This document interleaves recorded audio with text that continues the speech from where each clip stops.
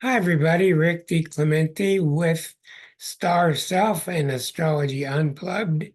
Welcome to show number 391. Nice to have you with us.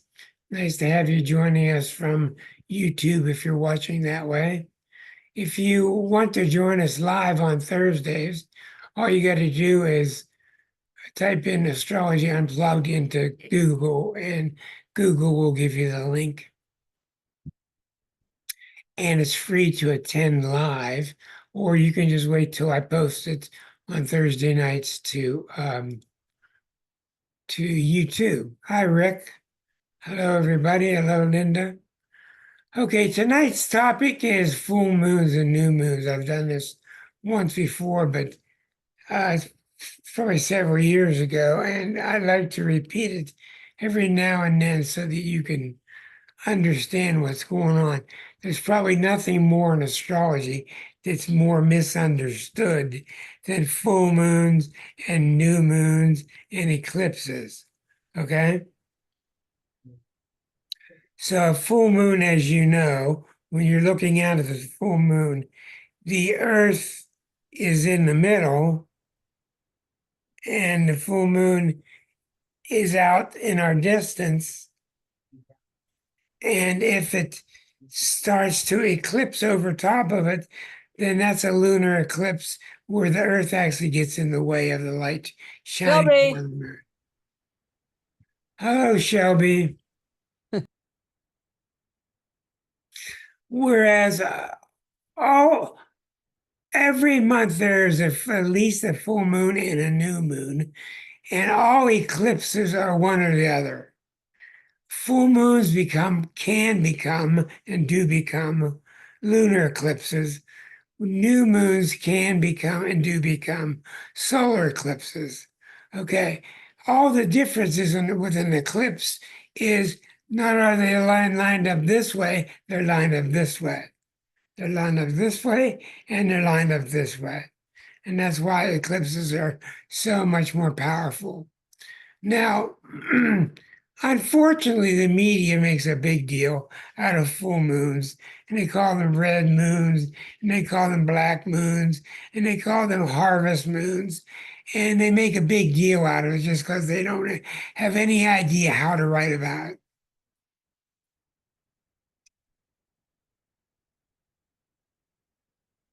Now,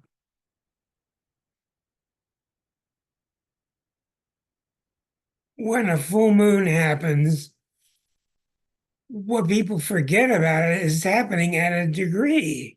It's happening somewhere in the zodiac, over in Aries, over in Libra, over in Scorpio. It's happening at a place. And it can be happening with other planets involved. So let me show you an example. I'm going to use Harris for my example chart tonight.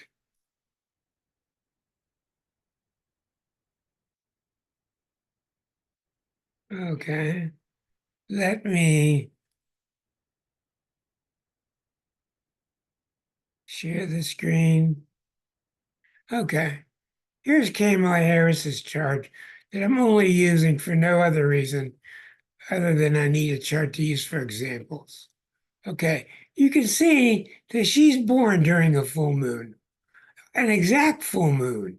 It just so happens I didn't plan this, but she's born with the Earth in the middle, sun on one side, and the moon on the other. The fact that you can see the moon during a lunation is the name we give all these things. Full moons, new moons, and eclipses are all called collectively lunations. Um, Eclipses happen about every 6 months, 5, 6 months, whereas new moons and full moons happen about every couple weeks. Okay, so you can see that this is not an eclipse, and because these two are not at the same level, they're in line with each other, but one's above the other one. One's above. Okay, now when an eclipse happens, you can see that this eclipse, I'm sorry, this full moon is happening and Mercury happens to be involved. So this is a Mercurian full moon, and it is 4 degrees apart. So usually you use about 5 degrees orb when you talk about these. So what people miss about full moons and new moons is there another planet involved? If there's a full moon and Uranus is involved, then you're going to have a crazy kind of full moon. This is why you have full moons and new moons that have great energy, and other full moons you look around and you wonder what's going on because you don't sense anything happening. That's because other planets are involved. If I have a new moon that's happening at 1 degree of Aries, well, what happens if Pluto is sitting at 2? Or Pluto is sitting at 3? Forget the fact that it's a new moon. You've got yourself a Plutonian new moon, which is completely different and off the charts compared to the others.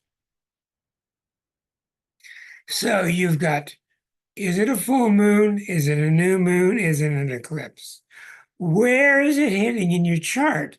Is it hitting in a vacant spot in your chart? Is it hitting on one of your planets? Is it hitting at a right angle to one of your oppositions? You have an opposition here, and the new moon is hitting across, or the full moon is hitting across, forming across. So you have to look carefully at the degree that it's happening at. This is why some full moons and new moons are dull and nothing happens. And other full moons, the people in the emergency room are screaming, telling you how everything's going crazy. The reason it's going crazy is because the other planets that are involved, especially if it's Uranus or if it's Pluto or if it's Mars, one of the harsher planets. So when a full moon happens, let's say the moon is in, let me give you an example.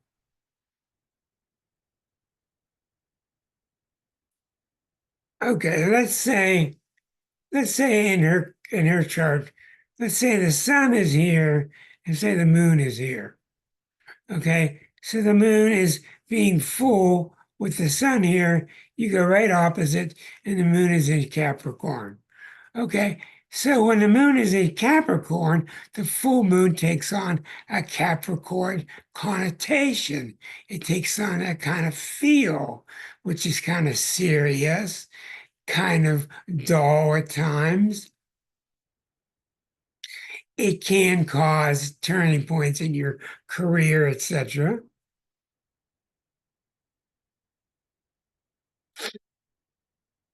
When the new moon is here, the sun and moon are here, and there's nothing over there, then there's no planet involved. But you look at a right angle, and you see, well, yeah, the sun is involved, the moon is involved, and Mercury is involved. So it's very important that when you hear about a full moon, not to get all lost with all this talk about yellow moon, a barn moon, an eagle moon, a feather moon, a red moon, a bloody moon, all this talk about that. Don't get caught up in that. What you want to know is what degree of the zodiac is the full moon happening? And you'll see in my list here, hold on.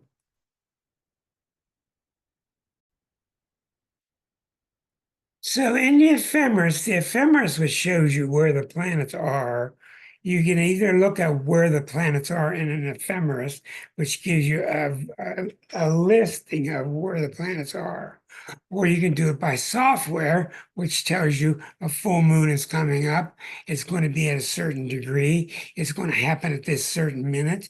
It's going to be full at this exact second, or a new moon. So a new moon is when the sun and moon are together on one side of the earth, on one side of it. So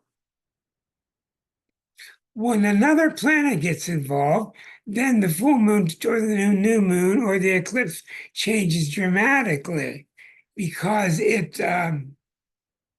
picks up on the nature of the planet involved. I'm going to have to take a break. Excuse me. I'm going to take a break.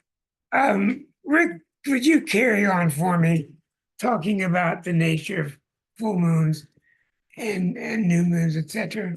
And I'll be back in a few minutes. Okay? Yes. Okay. Yes. Thank you for doing so.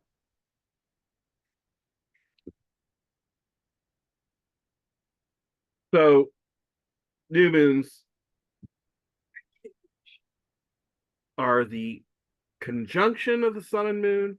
Full moons are the opposition. So you have that difference of position. The tension between them shows you a different relationship between the energy of the sun and the moon. And as Rick said, the characteristics of different planets being involved is going to totally give you a different feel for some of the moons. That's one of the reasons the popular thing is to go ahead and take a look at what's going on with the moons.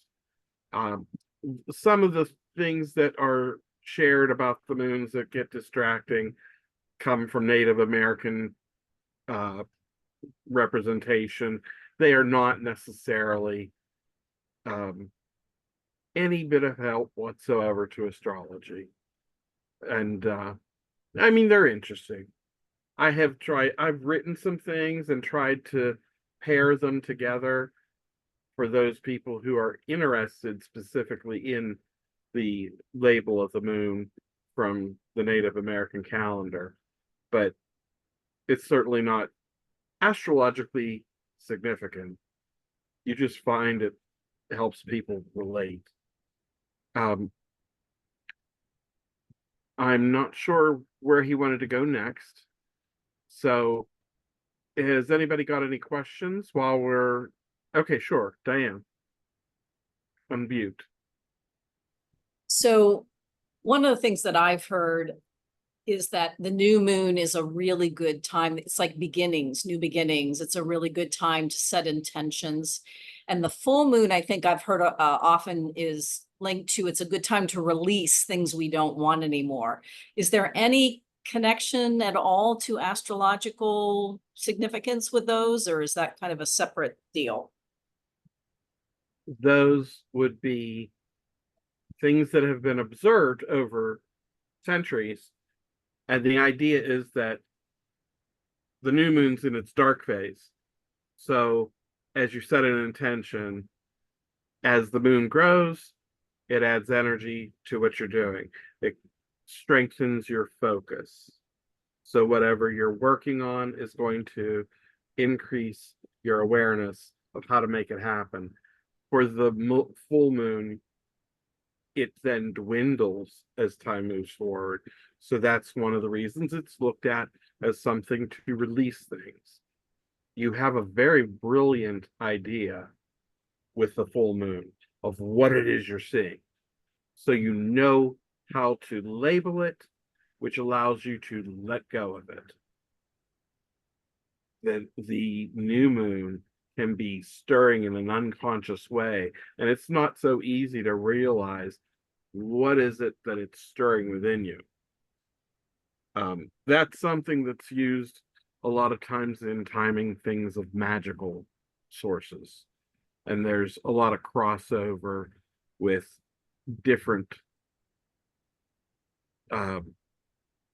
disciplines, whether it be the astrological side or the cultural issues with the Native Americans and the magical side of people who have been incorporating moon phases with magical practices. And that's something you'll see quite well documented in certain calendars. They have certainly farmers' almanacs will suggest certain things are more effective for the soil when you're working with the moon phases. And if it's going to affect moisture, certainly that makes sense. Renate, if you wanted to say something, you are muted. You're muted, Renate. Oh, I think she might be on the phone. I'm not sure. Yeah, I have a question. Can Sure. I mean, I was told when you have a surgery, it's you want to get something out of your body. It's better with a with full moon, and because it's growing at a new moon. So I'm gonna have a colonoscopy on the 9th of September. That is after the new moon. So does that mean whatever I have, like what they find in my intestines will grow now? I That's ideas that come because Sure. of the sayings. That's right. Surgery is something too that you look at Mars with the moon's phases. You're going to look at the effect on bleeding because they want to keep that under control. The medical particulars, maybe Rick might have some thoughts to share on that. But it's one of those things that I definitely don't dive into to have it memorized. I double check myself dealing with medical issues. Yeah, you got to know what you're talking about with medical stuff. Yeah. It can be very dangerous. Yeah, you don't want to just jump into that. Renate was asking about full moon and new moon for surgical timing. Very She's good question. The only thing I can tell you, Renata, is I have no idea. Okay. Because I have my colonoscopy on 9th of September, and that is after we had a new moon. And I would not worry about it. And after all, big changes can only take place in the body when the planets are doing something big. So people make a mistake to try to hold events when nothing's happening with the planets. It doesn't work that way. You have to understand. This is the number one sentence of all of Astrology Unplugged. You have to understand that events that happen in life correspond directly to events that are happening with the planets. There is no difference between what happens to you, your physical life, and what's happening in the planets. They are the same thing. They are the same thing. Don't try to figure it out because quantum mechanics is very confusing. Now, with eclipses, I'm sure that Rick has had the same 1,000 requests that I've had. People want to know how eclipses work. I don't know. All I can tell you is I've studied them and studied them and studied them. Now, I was at a much bigger advantage about 7 years ago, 8 years ago, when I was writing a weekly newsletter. Was it monthly? Wait, it was weekly. I was putting a newsletter out every week. I did about 150 of them. They're out there on my website. You can access them under my articles, which gives you a way to look them up by keyword, etc., etc. I'm going to put more indexes out there so you'll be able to find my articles I got about 150 of them, and they're widely varied, all kind of different subjects. Now, when an eclipse hits you, I can tell you this from studying it, but I can't give you an overall absolute reason for these things because they're so mysterious. Now, I'll give you my opinion. Eclipses almost always start out negative, and within a very short bit of time, couple hours, couple days, they turn positive. Mm. This has been my observation. You can ask other people theirs.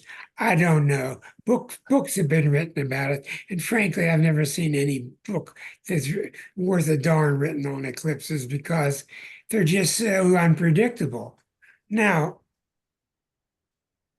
what matters is you got to really get used to the orb of how where's something hitting, and where is the degree of the eclipse. For instance, let me go back to Kamala Harris's chart. yes, thank you. I'm going to go back to Kamala Harris's chart. Now, okay, if an eclipse is hitting around 24 of Sagittarius, well, that gets pretty close to the descendant. Say about 20 degrees, about 20 degrees here in this empty field where there is nothing, not much will happen except for the square to Chiron, and you've got a 3-degree square to Venus.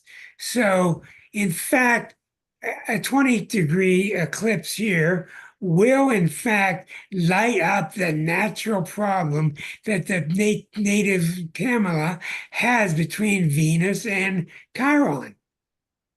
She's got a natal Venus Chiron that will be squared by the eclipse that's coming up. Now, what that will do is you have to find out, what does the Venus Chiron mean? You can't just guess. You got to get some idea what the Venus Chiron is. And it most likely is that she's had some wounding in the past over relationships. She could be cautious about them. We don't know exactly what her feeling is about relationships. And we're talking about personal relationships here. But when the eclipse comes along and squares it, nothing will happen until the sun advances a degree at a time and gets within 1 degree of hitting what's involved. So, for your information, if the eclipse hits at 20, okay, you will be able to go back in time, and this eclipse that's at 20, you were able to go back 3 days before the event, 3 days while that eclipse is forming, and the sun will have been at 17, which is exactly square to the Venus. Okay? So the eclipse might have 2 different sides to it. One is the Venus side, one is the Chiron side. Wherever the sun is what gets triggered. For another example, here's an eclipse. Let's say an eclipse at 19 degrees of Leo. It's at 19 of Leo. It's well within the range. And eclipses, you give them 5 degrees on either side. Okay? 5 degrees on either side. In some ways, eclipses can last as long as 10 days. But for the most part, when you're looking for something to get triggered, you give it 5 degrees on either side. So this eclipse is happening at 19. It's not going to do anything with this Mars. When it gets to 20, it's going to trigger it. A Martian eclipse, both the two triggers in the zodiac, well, three triggers in the zodiac are the sun and moon and Mars. Mars is the one that makes really dynamic things happen.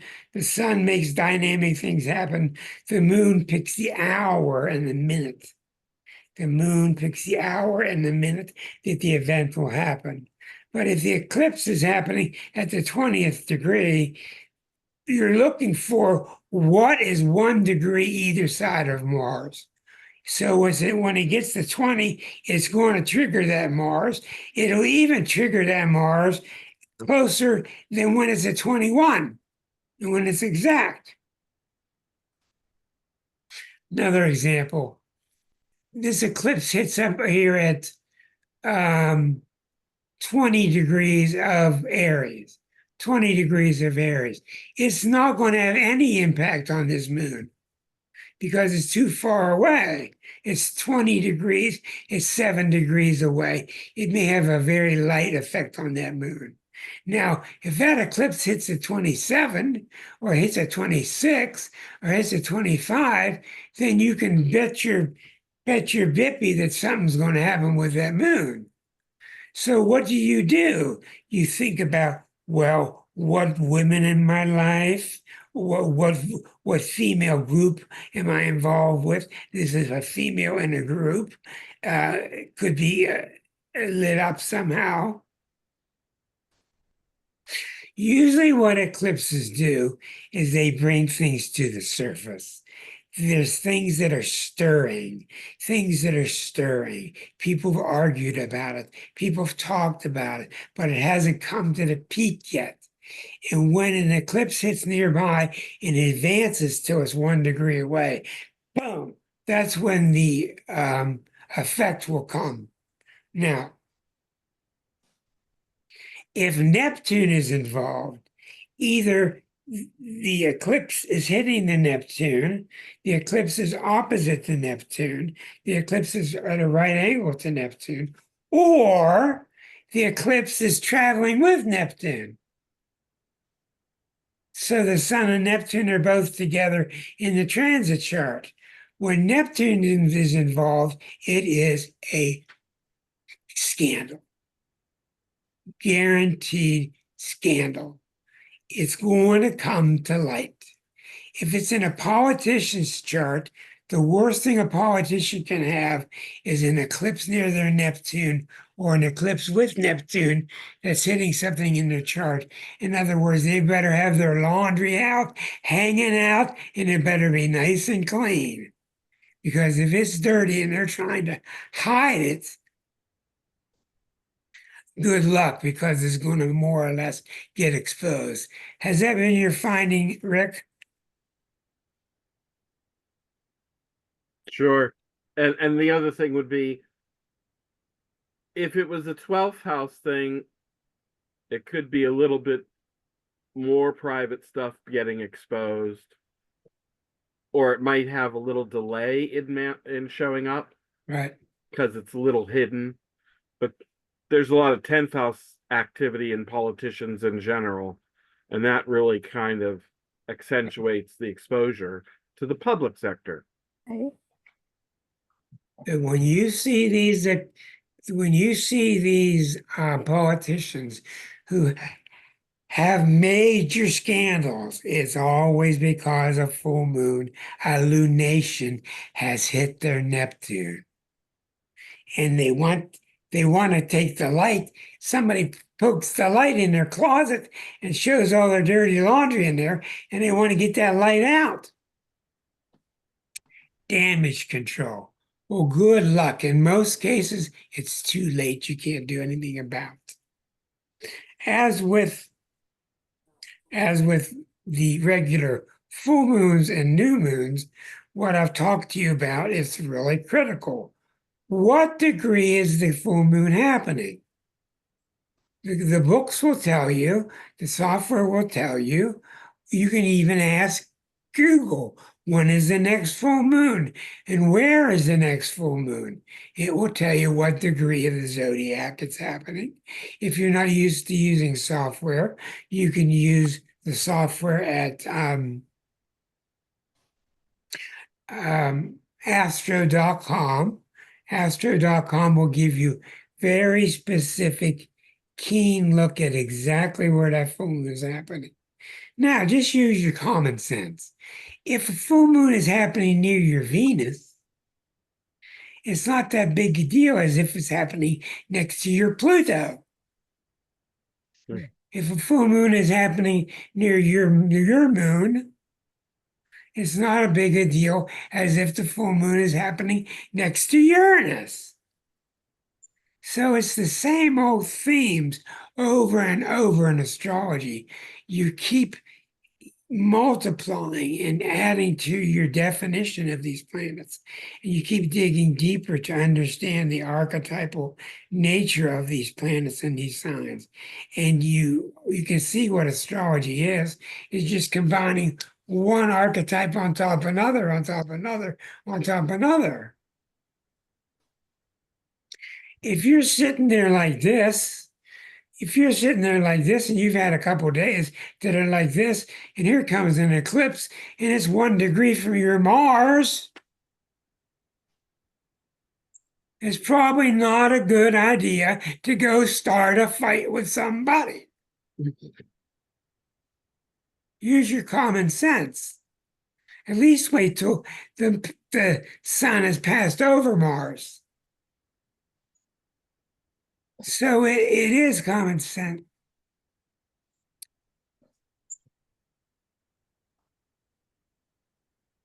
It is common sense when you start combining things together. So, what degree is it at? Is that degree that it's happening at hitting one of my sensitive degrees? Another thing that helps, like you've done before, look at the squares and oppositions to find the qualities. Like, is it a fixed moon, whatnot? That's exactly right. Now, take a look at this report. Here's reports, sensitive points. I'm just showing you what software can do. I'm looking at sensitive points. Okay. These points from 1 Aries to 28 Aries, from 1 Taurus, 28 Taurus, from 1 Gemini, 28 Gemini.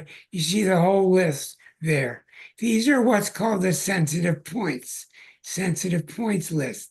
This computer has taken her chart apart and lists these sensitive points and tells you, oh, if something's at 21 Taurus, that happens to be square to her Mars. If something is at 13 Gemini, it happens to be square to her Uranus. So you could do things like this too. You can just follow your sensitivity scale. You can actually have this sensitivity scale on your wall. Blow it up, put it on your wall, because those sensitive points never change. So, where's the eclipse or the full moon or the lunation hitting? Is it traveling with another planet? If the sun and moon are traveling and they're starting to get together, but Jupiter's sitting there already, then you got a Jupiterian full moon, a Jupiterian new moon. So there's every reason to think that some good luck will be involved, some fun will be involved, but you got to follow the nature of the planets. Likewise, let's take a midpoint listing. Let's say you've all heard of synastry charts. Synastry charts is when they take my chart and put it together with Liza's, my chart and put it together with Rick. And it shows where we kind of get along, other places where we have a rough spot. We may have, let's say, Mars square Mars. Mine Mars happens to be at a point that's at a right angle to Rick's Mars. Well, that means that we'll have a propensity to fight. If the Marses are that close, That doesn't mean big, huge fights, but it could mean we argue a lot. Well, if we're living with a Mars in our nativity, between our natal charts, what do you think is going to happen when the full moon comes up and hits that point? Big Well, fight. Rick, I've been thinking about it long and hard. We need to discuss this fighting that we're always doing. The issue will come up. So, believe it or not, your whole life is shown before you in an astrology chart. Is shown to you. It's just whether you have the patience and the talents to look at all this stuff. Hey, Rick, am I going to get along with this girl? Well, we see the two Venuses are trying to each other. Oh, that's a real nice thing. The Venuses are trying, your Venus is trying to her Venus. That's an indication very strong that you're going to like similar things. What he's going to like is what you're going to like. Then when another planet comes along or a lunation comes along and hits that spot, something really great might happen in that area. You might get an award for a dance competition that same evening. Things do not come out of the blue. Everything is in the chart already. It's just that you can see there's so many points, it's very easy to get confused. Now, do we have any questions so far about full moons and new moons? Yeah, Jane. Just, I don't think we talked about it, is to understand what was happening with your moon, whether it was a new moon or full or whatever, right when you were born. Will that Oh, okay. All right. will that have a huge influence? Well, it can. Some people are born with Mercury retrograde and they don't even know it. Well, I was born with Mercury retrograde. I find it makes it easier for me to tolerate retrogrades because Well, I've been internalized. well, now that you're off into a much deeper subject, and that's very intriguing. What you're talking about, Jane, is, well, where was my moon when I was born? Well, if you look at the natal chart, it shows you where the moon was when you were born. If you look at the aspects to the moon that are drawn on your natal chart, you'll know what aspects your moon was under and what your moon lives with at all times evermore. Okay, and so the fact that if it was full or not doesn't necessarily influence. It's just that the moon was there when you were born.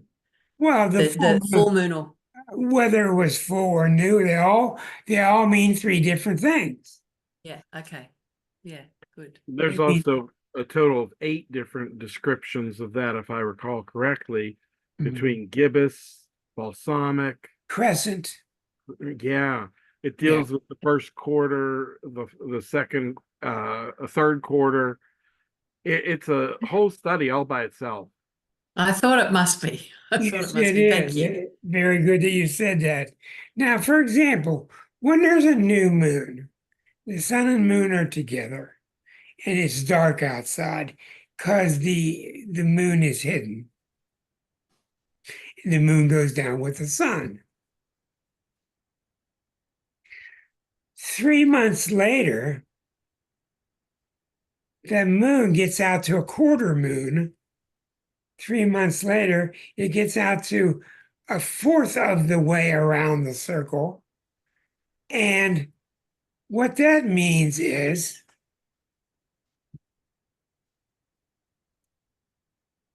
any orbit that starts in 1/4 of the way around its own orbit is when that orbit will be tested. This is why you have 90-day trial periods at work. We'll give her a shot. Let her try for 90 days. It's very common with temp agencies that they'll give you a 90-day trial period. This is why. It's because the sun has 90 days to get out to its square point where if it's making a right angle unto itself. And all opening squares have to do with opening trials, opening tests. Okay, let's see what this person is going to get into. This is why when that son, you've been at a job for 6 months, it's a completely different experience. You are more likely to have untoward experiences to happen at 6 months because the sun is now shining on itself. It's gotten halfway across from itself. And what happens in your life is you start to say, oh boy, am I stuck with this? This is what I've done. You can see yourself because the sun is opposite the sun. You can see what you have done or not done with your energy. So oftentimes it's a crisis point, sometimes small c, sometimes capital C, but you can see, well, this is what I've done with this issue that started at my birthday. What am I going to do about it?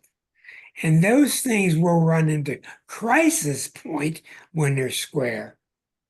So when you're 3 months into 3 months since your birthday, whether you're 9 months into your birthday, okay, that's the square back to the native position.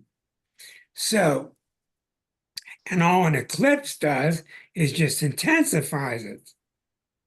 Now, I don't know why, and I'm real curious to find out whether Rick has experienced this so, but I've watched this closely for many years.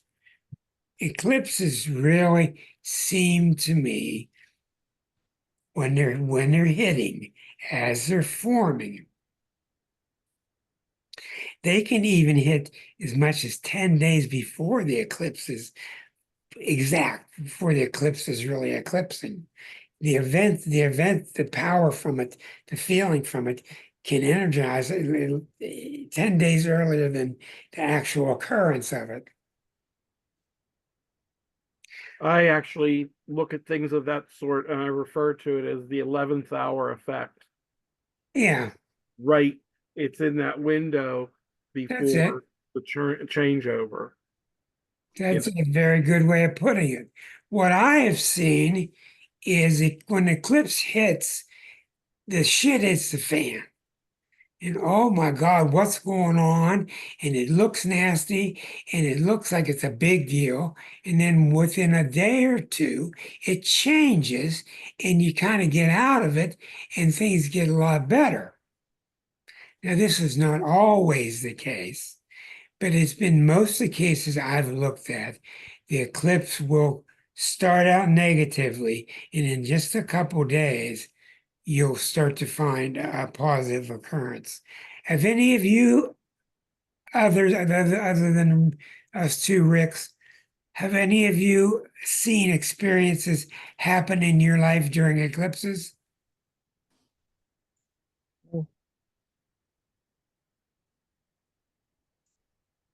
None of you have noticed anything happening during any eclipse in your life. Never checked it. The next time you have an eclipse, find out where it's happening and then take a look at where is it hitting in your chart. Where is the eclipse point hitting in your chart? Is it on a sensitive point? Is it on your Mars? Is it on your moon? That will help you get a translation as to what it really means. Rick? Yeah, Susan. Can it be a sextile or trine to a sun and moon? It can be anything, yes. So the last eclipse in April was trine exact on my sun and within 10 degrees of a sextile to my moon. All right, well, forget the moon for now, but they're both a 10-degree sextile is going to be too weak. It's just the orb is too wide. But it was this was an eclipse that was trining your sun. Yes. Okay, well, all trines are coming from the 5th house or else the 9th house. Okay, You take the object that you're looking at, put it on the left side. That would be the left side because I got to do everything backward on this screen. That would be the left side here. If an eclipse is trining to that, it's either trining from the fifth house or from the ninth house. right. So if my, So you probably are having very good things happen right, in either fifth house creative ways or ninth house scholastic ways. okay, that makes sense. Well, that's why it happens. That's how it happens. Yeah. Okay, So, yes, when you're looking for eclipses, look and see all the aspects it's making. If it's making weak aspects, then don't worry about it. right. That's a good question. So about a 2-degree orb? Or if it's 2 degrees, you're gonna get blasted one day after the eclipse is formed. Because the sun hits when it's a degree away. Mars hits when it's a degree away. Right, The sun and Mars are your biggest triggers. The moon will hit when it's exact because it's a timing device. It will choose the exact time of the event. mhm, The sun and Mars are your bigger triggers. Mars is more likely to have it be an aggressive or a fight-filled experience or an agitating experience. So see what's being lit up. Another thing you want to look for is the new moon happening in your eighth house? Well, that's the eighth house of other people's money. Well, maybe when that new moon hits in the eighth house, maybe you get a letter from the IRS, or maybe you get a lawsuit coming from somebody you used to know, or maybe you get an inheritance from somebody, other people's money. So you look to see what house in your chart is being lit up because the flashlight is pointing there. Rick? Yes.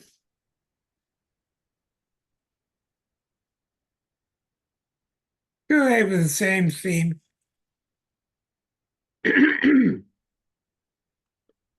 um, Triggers are definitely things to look at. Also, keep what Rick was saying earlier about the triggers. It's really helpful for each individual interested to get a working memory of where your planetary placements are, so Right. that when you see something, you don't have to go looking up, is this near my whatever?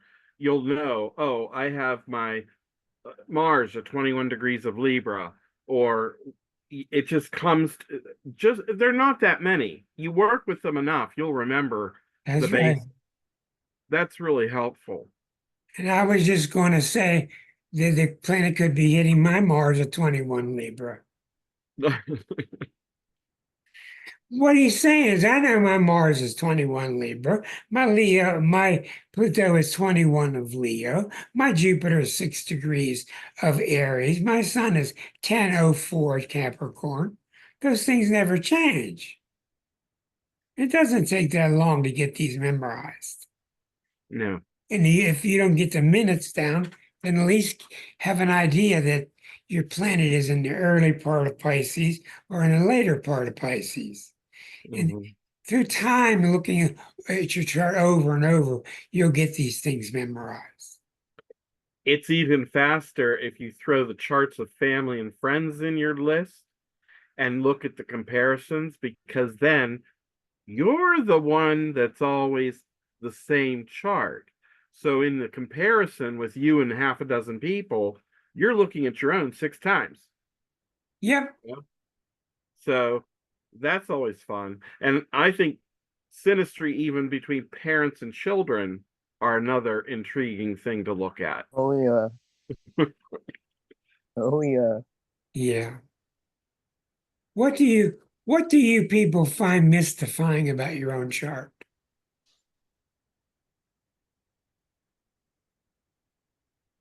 What do you folks find mystifying when you look at your own chart? And don't tell me nothing is mystifying. I guess it has to be Neptune, right, Rick? Well, sure, your chart is extremely mystifying. Yeah.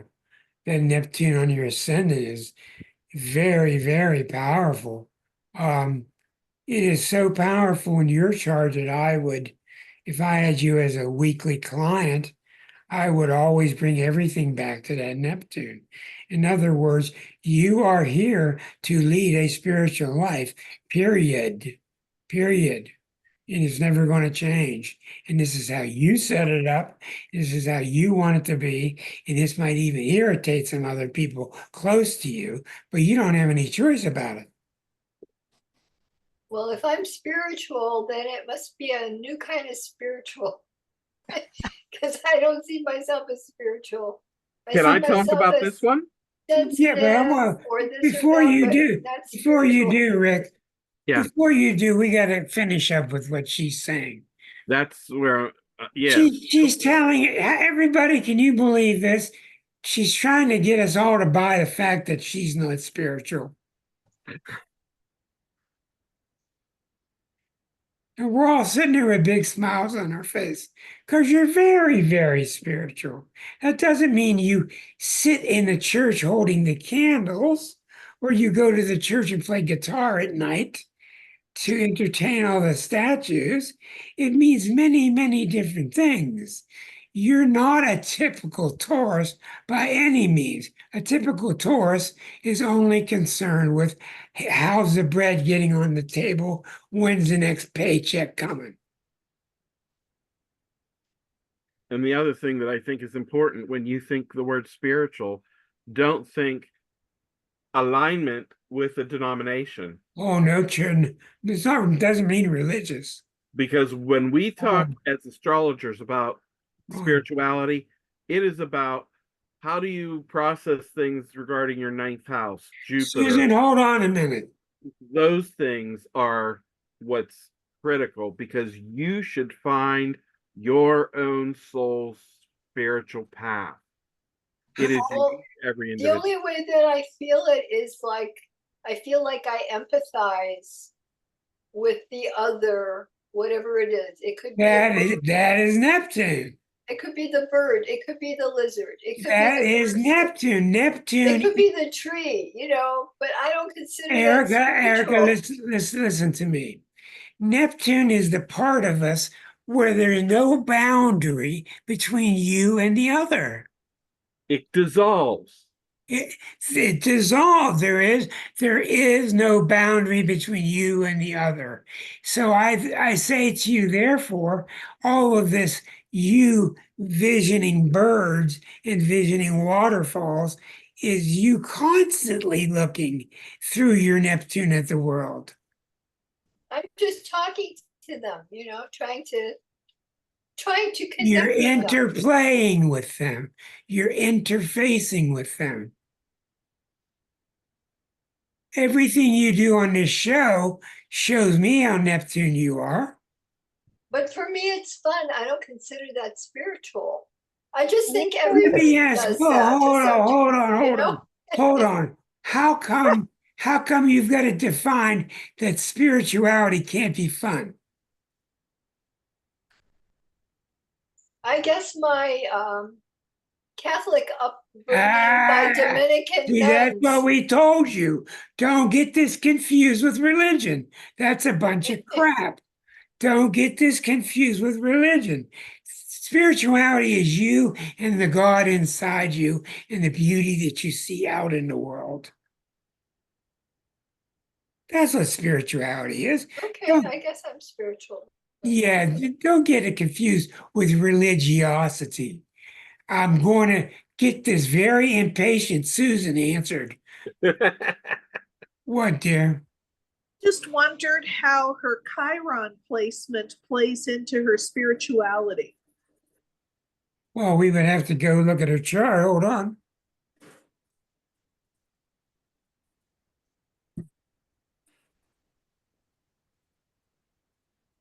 Okay, here's Erica's chart.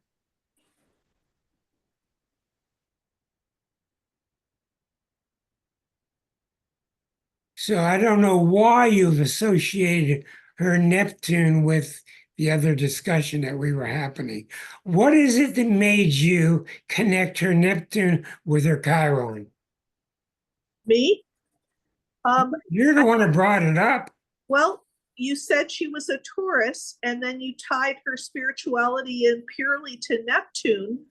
But from what I also know about Erica's background, there is a great deal of personal growth that occurred as a result of suffering. And to me, that is a Chiron tie-in, I think. Predominantly suffering is a Neptune thing. Huh. So the wounded healer, how does that play into developing a more spiritual? Yeah, well, you're getting us lost in another territory now. You're getting us lost here. You're making tie-ins that aren't really there. Now, the fact that she's so spiritual is mainly because Neptune's proximity to her ascendant, right there on the first house. It's got nothing to do with what sign it's in. It's got nothing to do with where Chiron is. It's mainly predominant because it's right on the angle. It's right on the first house. Now, when you bring Chiron into Scorpio, you start to look at possible wounding in the past because of that, then you're into a whole nother story. And Now, moon is in Leo right now, so it's right on my moon, which is why we're talking about me most probably. it's hard to tell. Rick, what So were I'm you? embarrassed. No, you don't need to be embarrassed. Rick, what was it you were going to say? I was seeing a variety of things, but Chiron has its own energy and it deals with different things. It uniquely highlights the wounding that motivates you. And yes, it ends up being a spiritual influence, but the general spirituality is going to come from Neptune. That's exactly right. And you should all keep in mind that the one who is missing from us tonight, Claudia has her Chiron return right now. Every 51 years, Chiron goes all the way around and returns. Okay? She's undergoing Chiron right now in the late sign of Aries. It's within 1 degree right now. And I talked to her, and she's having a lot of things come up. So those things that are coming up will have to do with her wound. And Identity. yeah, many, many different things. Yeah. Colleen entered the room. Okay. Linda, what's on your mind tonight? Oh, I've been a little distracted because that darn kitten keeps like swinging on the curtains and attacking the other cats and bothering Shelby, which is against all the rule. I mean, the other cats can fend for themselves, but Shelby's kind of old and she doesn't like to be bothered. And so I'm a little distracted by that. I keep thinking about like back in 2013 when I was going through a lot of life upheaval and Pluto was involved in all that. There were two eclipses. One was a full on solar eclipse in early November, and one was like a lunar eclipse 2 weeks before that. And and like like right around like before and just after those things just blew up. I mean, it was just and because there was so much going on, and I was talking to you fairly a lot at that point. I was writing down when things happened. And one of the things I noticed was that pattern that because the eclipses were happening at a place where that Pluto was getting and my chart was getting jolted a little bit. It was and it was always like you'd find something you didn't know. Like, oh, there was like, oh, all right. There's this and especially the big eclipse, it was just like a giant kaboom, and so, Exactly right. Yes. and for the most part, even though I'm like, I love the moon. I have the moon in the first house. I always think I like the moon a lot. I like to look at the moon. But most of the time I just like that new moon, full moon cycle where I notice that oftentimes I'm starting something new in the new moon, and then, I start to get some grip on it a couple of weeks later. So Well, what you should all do, if you don't want to get heavy like Rick and I are, is get yourself a calendar which shows you when the new moon is, and it shows you where the full moon is. And it says every 2 weeks, you're only going to ask to be do one little thing every couple of weeks, and figure out where that's happening, and go over to your birth chart and put that spot on your birth chart. Hold your finger there and say, boy, that's in the middle of all kind of traffic. Boy, that's in the middle of nowhere land. You've got to, one of the reasons that people don't get stronger as natal astrologers, you need to see more things that blow your own mind. You need to see things that knock you on your butt and go, God, I can't believe it.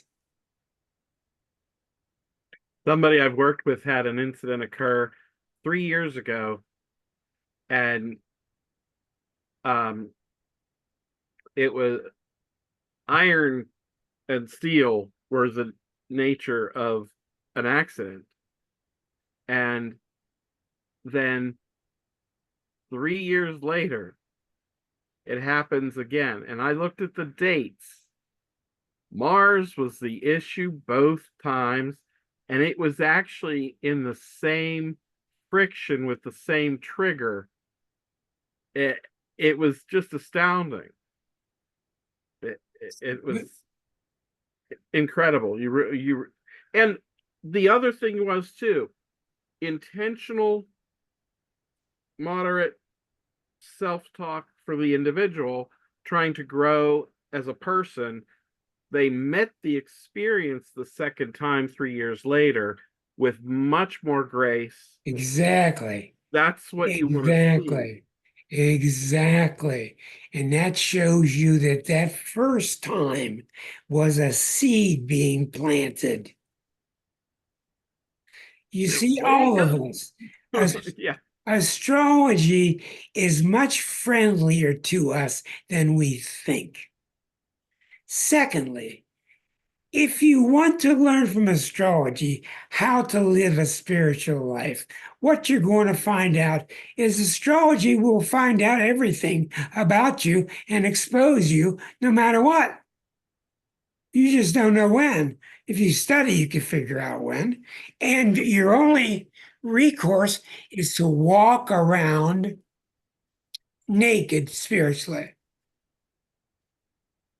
It's your only recourse is to walk around naked spiritually, which means being innocent, letting things go, letting things be, not being all guarded, not protecting the ego, not being uptight, just letting things go. You know who I'm talking about. You all have friends that are this way, that are both uptight and guarded, and you can't see anything. And then you have the other ones who are relaxed and they're kind of naked spiritually, and they make you feel good, and they make you feel like going skinny dipping yourself. Diane, go ahead, dear.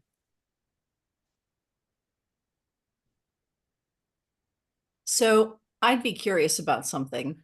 I happen to know that there was, I believe it was a full moon, October 14th of 2023. And I think it had a lot to do with Venus.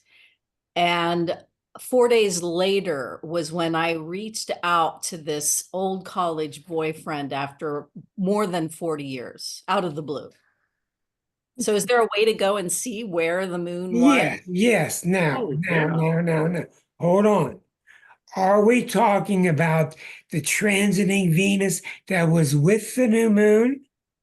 Or are we talking about a Venus position in your natal chart that was being hit? I think the moon may have been.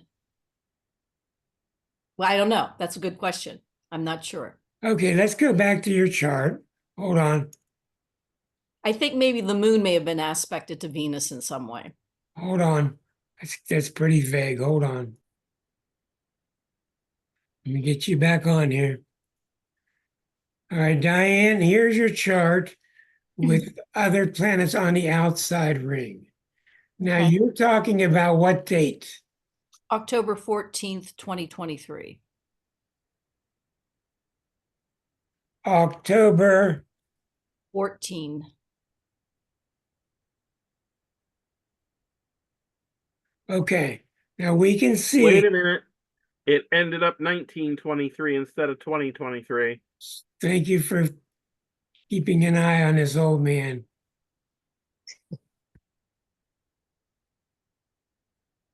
Okay. Now, her natal Venus is where? Right here. And she's saying, you're saying that there was a new moon. Okay. Yeah. So you are correct. The new moon had occurred. It's already over with. You see, the moon has passed over the sun. It had occurred at 21 of Libra. So we know that it was within 8 degrees. It was too far away to be that effective. This is not an eclipse. This is a new moon. It was at 8 degrees. 21, come over here to 21, and that's 8 degrees away from the Venus. Now, what will happen, since it's 8 degrees away, is on this date of October 14th, what did you say happened with this ex-boyfriend? Actually, maybe it was in Libra. So on October 18th, 4 days later, I literally out of the blue decided to reach out to this person I hadn't spoken with in over 40 years. Okay, but what I'm looking for is what happened 8 days before. Because the trigger is always exact. The trigger was 8 days before. Okay. Nevertheless, what happened for that event is very much like John was talking about with the other event. A seed was planted. Something happened to that seed as it was growing in the last time you saw him. And then that seed went underground for a while. And then when we say things like, oh, it just popped up, oh, it just came out of nowhere, all these phrases are meaningless. All these phrases are telling us if some planet got to a certain point and triggered something else. Yeah. That's exactly what it means. So, yeah, you could definitely look. And what I would be interested in knowing, number one, is was this a former boyfriend? Yeah, but I hadn't talked to him since the 80s, early 80s. Okay, hold on. It was a former boyfriend. Number two, what sign was he? Scorpio. Okay. Usually when Scorpios come into our presence, it's because Pluto is hitting us and it's hitting us through them. When Uranus is on you, it will come through Aquarians. And it'll be a Uranian type of event. Maybe a surprising, weird event at the amusement park. So what the Pluto indication is with him, and the reason it resumed with you, is that you started something back there with him, maybe even unconsciously, and now is another time to run out and tend that part of the garden. Think of it as a theme.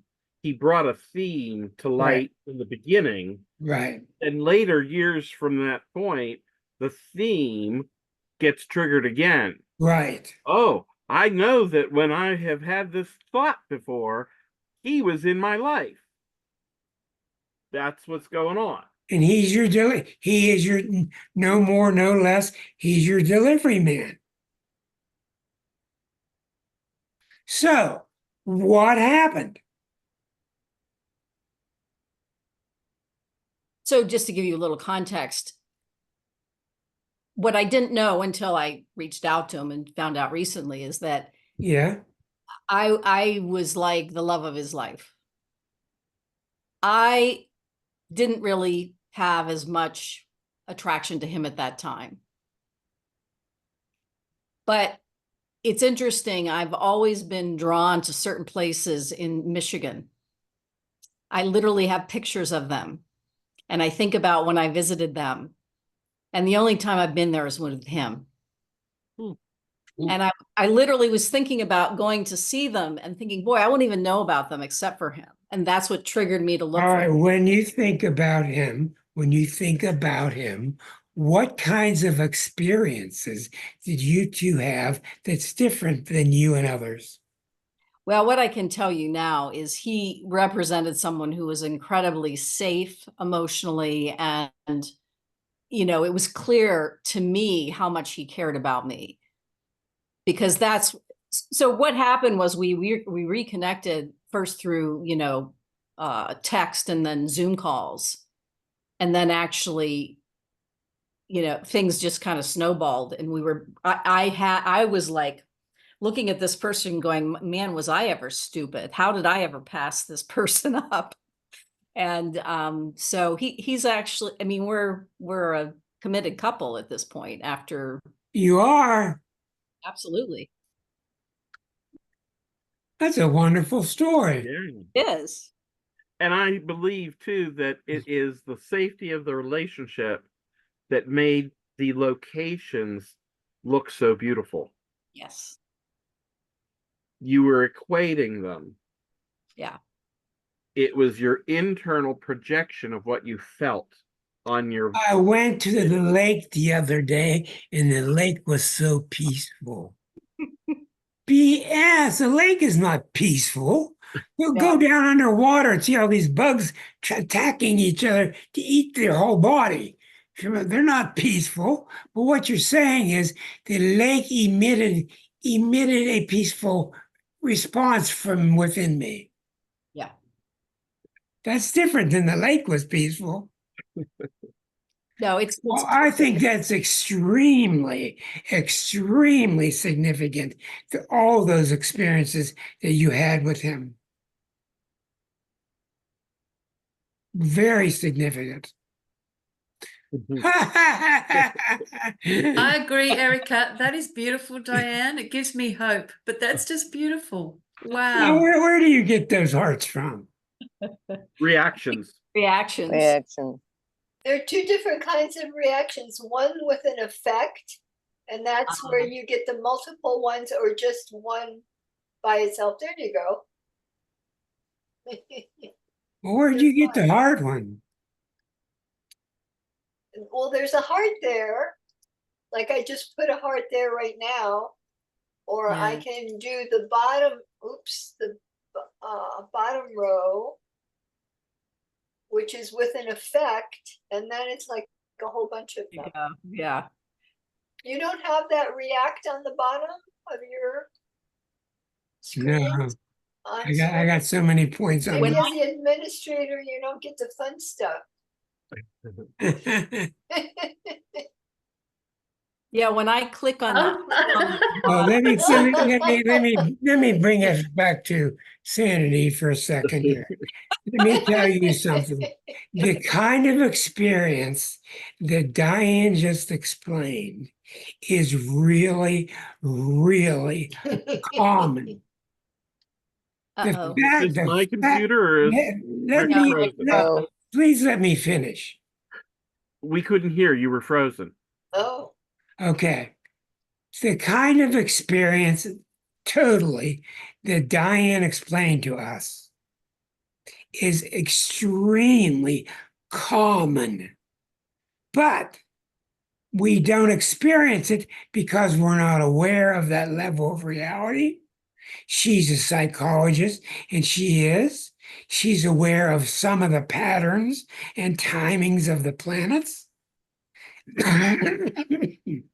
If you live with me and Liza, we go through this every single day. Well, honey, wasn't that 6 months ago that she challenged you to that? Yeah, yeah, yeah. Well, honey, wasn't that 7 years ago that he said this to them? Yeah, yeah, yeah. We're with it all the time, but we have two astrologers in the same house. So what I'm saying to you is, as a wonderful story. It's not only wonderful, it could have been a very dangerous story with Pluto being involved. But I guarantee you that what that meant is the only reason you two are getting along so well now is that each of you has done a lot of house cleaning. Yeah. I can't say it loud enough to you. These kind of experiences are very common. And it's just rips my heart out when I think about how much people are missing Frozen. and are not seeing this. Am I freezing up again? Yeah. You're Little- back though.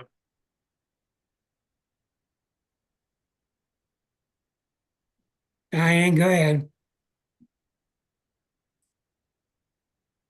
I think I was just saying that you were freezing up a little bit, but so what I can see is that I was so unaware, so shut down, so unavailable for a relationship. I'm not so unready. Unready, yes. And then None of those things are true, except you were not ready for this to happen. right, Eons ago. eons ago, right. And I am someone who really listens to my intuition and just gets, like thoughts, and it's like I don't even have to think about it. I just act on that because I can tell. And that's exactly what happened. I thought I should let this guy know, that I still think about those places and really appreciate, and thank him for showing them to me. That's all I did. And of course, That's what you think is all you yeah, did. that's right, exactly. And of course, when he got that message, he, just took off. He And was I actually, will guarantee you that the reason you guys did not come closer together earlier was because he wasn't ready. As equally as you weren't. yes, right. And now it's an amazing relationship. And we've worked through so much stuff in other relationships that there's just a real willingness to work with each other. And in the short amount of time we've been together, I cannot believe the stuff we have worked through, just old relationship baggage that's still there. And it's amazing to be with someone where you can actually work through the triggers instead of it just, taking you down. And it's also wonderful because you are dealing with a Scorpio. And when you're dealing with a Scorpio, usually they're all in or they're not. And if he's all in, that means what he says. That means you got to be all in while he's all in. And that's a really good thing because it's so thorough and it's like walking naked in front of God. Yep. Same thing. Same thing. It was a wonderful story. Little Yes. extra that you shared about the stray thought. The intuition. I don't think there is such a thing as a stray thought. It usually means something. Yeah, It's absolutely. worth journaling, if nothing else. Yep. Make a note. Think about it, because that is your inner self casting processes that the mind has worked out behind the scenes. And it's created enough understanding. It's like, hey, time to look at this. Yeah. You two need your charts read together at the same time, Yeah. because you definitely go back into a past life. Yeah, I'm sure we do. We need to get his birth time, What state is he born in? Michigan. Well, I hope they have good records like they have excellent records in Pennsylvania. Yeah, me too. Yeah, Can I go just ahead. add, Diane? I just want Yeah. to add that if you know anything about kinesiology and using your body to tell you, see if you can do that. You can do it yourself. You don't need a kinesiologist. You literally, even if you know the vague time, you can work your way through it by having pressure on an arm or something while the person is thinking, was it 2 a.m.? Was it 2:01? That sort of thing. And it's how I worked out exactly my Oh, birth time. interesting. Sorry, just thought I'd add that. Yeah, thank you. Wow. That's good advice. Did your cat settle down? I don't know. I'm sitting here thinking they're up to something. It's like I'm like a mother, and there's sudden quiet, and I'm not trusting but nobody's in here destroying anything, and nobody's biting me, because that's the little one likes to bite. So and nobody's yowling. So it could be that now that I'm busy doing something, they've decided they can go off, and it's like 4 is one too many, but what can you do? Hey, well, I hope you enjoyed this evening, because this Yeah. evening talking about full moons and new moons, this is just the pinnacle. This is just one of the peaks. But it's a really good thing to watch, because it changes every couple weeks. And I don't do it enough because I don't write the newsletter anymore. New moons sneak up on me all the time. Eclipses sneak up, and I have no idea they're even happening, because I don't write in a newsletter, which kept me reminded every week. But anyhow, you got a lot of clues tonight. I like the story of what Linda brought back from an earlier October date. And if you all think about it and you go look, and you'll find more and more of these occurrences. Well, this is an evening that we applaud. We applaud Miss Diane. Yes. Yes. Thank you. Yay. Happy. I want to say too, I'm thrilled that Erica brought her idea about not being spiritual. Yes. So that, Yeah. as astrology being the forum, we can address it's about your soul's expression. So it's not connected to a religion, it's your own spirituality. That Religion is spirituality turned into coins in a can. I Coin, found It my is- coins in a cup. Yeah, I was going I to fo- say, Erica, I'm incredibly spiritual, and I do not go to church, and I think I have a ton of fun with it. Jane too. Goodness. Okay, everybody, thank you. We'll see you next week, and it was a Thank good you. session. Thanks everybody for tuning in. Look at this stuff. I hope. Thank you, Rick C, and I hope you're feeling better, Rick D. Clemente. Yeah. Look at all these things floating. I'm gonna have to work it out too. I can't work that one out. Like Thank a- you, everyone. Take care, everyone. Bye from Oz. Rick and Rick. We can Many post it blessings. on Rick's Facebook page for you.